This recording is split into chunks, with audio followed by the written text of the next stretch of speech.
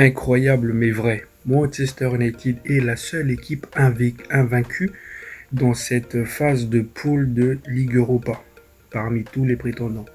Et oui les amis, pour rappel, on a fait 3 matchs nuls et après on a gagné tous les restes.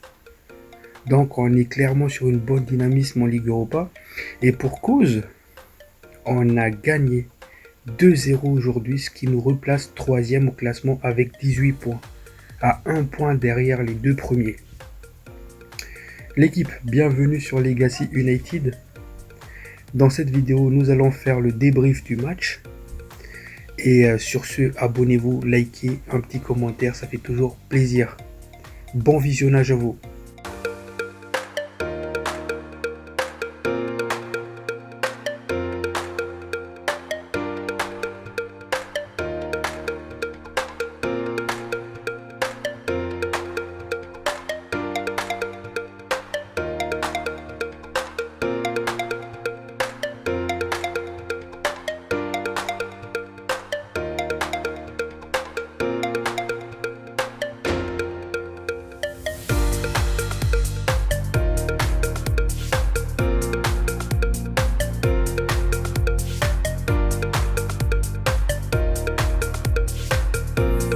Et mon cunien, bonsoir à vous. J'espère que tout va bien pour vous. Pour ce qui est de ma part, je vais bien. Comme je vous l'ai dit en intro, c'était un match qu'on a dominé. Donc logiquement, victoire à la clé 2-0. Un match qui nous assure les huitièmes des finales sans passer par les phases de... Enfin, sans passer par les barrages. Donc maintenant, le tirage au sort pour les potentiels adversaires qu'on va avoir en huitième de finale, ça sort demain. Donc je vous ferai une vidéo pour vous parler des potentiels adversaires qu'on va affronter. On a fait le job, du coup ça nous évite de partir dans les barrages. Et c'est surtout un match maîtrisé collectivement de notre part. Donc comme je l'ai dit aussi en intro, incroyable mais vrai, mais on est le seul équipe invaincue dans cette Ligue Europa. 3 matchs nuls et les restes ce qui est des victoires.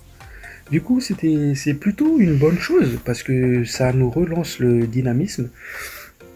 Et voilà, ils étaient clairement pas à notre niveau. Même si leur président a déclaré qu'ils allaient nous battre 3-1, c'est plutôt l'inverse qui s'est passé aujourd'hui. Certes, ils avaient aussi des occasions, hein, mais c'était plutôt dominé collectivement. On va d'abord parler de l'équipe que Ruben Amorim a alignée. Olu en 9 a suivi de Mainou Eriksen en 10, puis Malacia piston gauche et double pivot Fernandez Coelir. Et à droite c'était Diogo Dalot, Mazraoui, De Ligt, Lisandro Martinez DC et Bayandir en goal. Déjà dans cette formation là, je m'attendais plutôt à un Fernandez Eriksen en 10. Et Maino en 8. Et là, je dois dire masterclass à Ruben Amorim d'avoir placé Maino en 10, d'avoir tenté ça parce que j'ai déjà répété ça dans mes précédentes vidéos. Il faut tenter Maino en 10 parce qu'il a les qualités pour jouer là. Ce gars-là, il est un peu comme Bellingham. Il est capable d'évoluer partout, mais dans cette position en 10, certes, il n'a pas beaucoup de vitesse, mais il pue le foot, le joueur. Il est tellement intelligent. Il fait des déplacements intéressants. Et on a vu ça dans le premier mi-temps, les doubles occasions qu'il nous a sorties. Par exemple, je sais plus qui le lance en profondeur. Là, il fait un petit contrôle sombrero, vous savez. Et là, il tente une reprise de volée. Et malheureusement, il s'est dévissé, mais il est trop technique. Je pense que c'était le joueur le plus dangereux de côté Manchester United en première mi-temps. Et surtout... ça ronronnait dans ce premier mi-temps, il manquait de la vitesse, les déplacements n'étaient pas bonnes. Mais en deuxième mi-temps, Ruben Amorim a fait des changements qui nous a plutôt, qui a redynamisé le groupe, parce qu'il a fait sortir Malacia, il a replacé Dalot à gauche, il a mis Amad Diallo à droite en tant que piston, puis il a fait rentrer Garnacho. Et là, du coup, on avait 2-10 Garnacho Maino. Et ça a tout changé. Parce que là, du coup, ça a combiné beaucoup. Maino qui continue son masterclass. Et surtout, ce premier but, passe décisive de Maino, c'était quelle merveille de centre. Surtout son petit feinte de corps déjà pour se débarrasser du joueur. Il est trop intelligent, il pue le kifoot le joueur. Et cette centre fort. Là, Diogo Dalot, lui, il pouvait pas rater ça. Parce qu'il était seul. La passe, elle était magnifique. Le centre, il était magnifique. Dans le bon tempo, dans la bonne course du joueur. Il pouvait pas rater ça, Diogo Dalot. C'était, voilà, Maino, c'était vraiment XXL. Et il était récompensé par son but aussi. Passe décisif et buteur Maino aujourd'hui, les amis. Sur un déboulé de Garnacho qui centre en retrait et qui trouve Maino, et quel intérieur de pied, il le classe la balle, il le place. Pas besoin de tirer fort. Pas besoin de le tirer fort, il suffit de le mettre sur le côté et ça part. Quel match de Maino. Franchement, Maino en 10, qu'est-ce que vous en pensez de ça? Moi, je suis séduit par ça. Même là, si on n'arrive pas à recruter un numéro 10, les gars, bah c'est pas grave, parce que Maino, je pense que c'est son poste. Il faut lui donner, tiens Maino, là tu vas jouer 10 à Manchester United. Donc, si on va faire ça, il faut chercher plutôt un milieu de terrain. Donc là, du coup, ça change tout. Parce que au lieu de chercher un 10 pendant ce mercato, on pourrait chercher un milieu de terrain pour compenser Maino. Parce que moi, je suis séduit par ça. Moi, je vous dis, l'équipe pour moi, Zirkzee, Amad Diallo, Maino en 10. Ces gars-là, ça pue le foot, ça combine beaucoup. Dans les petits périmètres, Amad Diallo, Maino, ça fait mal. Ça fait mal. C'est trop intelligent, ça va vite avec les deux. Voilà. L'entrée de Garnacho aussi, j'ai beaucoup aimé. Il a enfin évolué. C'est un nouveau Garnacho là que je vois. Et c'est un Garnacho qui me plaît beaucoup. Qui tente beaucoup, qui n'est plus individualiste. Quand il est dans la surface, il tente les centres. Il a cherché 3 fois ces centres en retrait. Première fois, ça n'a pas fait mouche. Deuxième fois, ça n'a pas fait mouche. Et la troisième fois, Maino l'a repris la balle. Garnacho, franchement, il est en train de me plaire. J'adore ce nouveau Garnacho.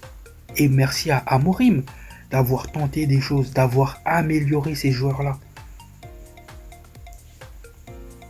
Moi, je vous dis, les gars, on a notre équipe. Il faut replacer Maino en 10. Et merci à Amorim d'avoir testé ça. Merci. Certes, il manque de vitesse à Maino par rapport à Garnacho, mais il est technique, il compense tout par sa technique. Et vous pensez que Bellingham, il est rapide? Il n'est pas rapide, mais par ses déplacements, par sa conduite de balle, par son calme, il est un joueur fantastique. Donc, Garnacho, il était grave intéressant, mais mention spéciale aussi à Bruno Fernandes. Ce match-là, il nous a sorti toute sa palette technique, Bruno Fernandes, dans ce match-là. J'ai aimé le Bruno Fernandes de ce match-là. Un peu moins celui du premier mi-temps, mais celui de la deuxième mi-temps, il était juste techniquement. Il a joué simple. Des fois, il tente des gestes, mais tout passé aujourd'hui. C'est ce Bruno-là. Si on a ce Bruno-là, il est intéressant. Mais en même temps, le double pivot Eriksen, Bruno Fernandes, moi, ça me séduit aussi. Pourquoi? Parce que c'est trop technique avec les deux joueurs. C'est trop facile le football. Certes, c'était une petite équipe à côté. Mais c'est quand même une équipe premier de son championnat. Faut pas l'oublier ça, les gars. Mais ce double pivot-là, j'ai adoré. et pourquoi pas le voir un peu plus. Ce qui est bien aussi, c'est que Ruben Amorim a fait un peu participer tout le monde, à peu près tout le groupe. Donc, Casemiro, Eriksen, etc. Malacia. Donc ça, c'est bien, c'est à souligner aussi. Et Bayendir, voilà, hein, il était bon, il n'avait pas beaucoup de choses à faire. Comme la défense aujourd'hui, ils n'avaient pas de trucs à faire. À part quelques sauts d'orgueil de Bucarest, mais sinon c'était calme. On avait la balle, plus de 70% de possession de balle. Donc on a clairement confisqué la balle. Donc voilà l'équipe. Pour moi la deuxième mi-temps c'était vraiment un régal. Il y avait du jeu, il y avait de la vitesse, il y avait les occasions. Notamment l'entrée en jeu de Garnacho. Rien que l'entrée en jeu, il a une balle en contre-attaque. Il aurait pu déjà mettre le 1-0 là. Il y avait des occasions. Et la deuxième mi-temps, c'est vrai. Première mi-temps, je me suis un peu ennuyé. Mais j'ai beaucoup observé Maïno. Parce que je comprenais pas, il jouait 10 ou c'est Bruno Fernandes. Après, je voyais Bruno qui était un peu plus bas. Donc, j'ai essayé d'analyser le placement. Voilà. Donc, voilà. On est en huitième de finale. Maintenant, demain, je vais sortir une vidéo qui va reprendre les différents interviews d'après-match déjà. Et en même temps, on va parler des tirages au sort de l'Europa League. Quel adversaire on va potentiellement affronter. Parce que là, du coup, on ne peut pas vraiment savoir quel adversaire on va affronter en avance. Pourquoi ? Parce que les barrages, en fait, ça dépend des équipes qui arrivent à gagner pendant le barrage. Lors du barrage, c'est eux qu'on va affronter. C'est lui qu'on va affronter. Donc, on pourrait déjà avoir l'aperçu. Mais voilà, on va en discuter dessous tout ça demain. Et sur ce, l'équipe, prenez soin de vous. Ciao, ciao.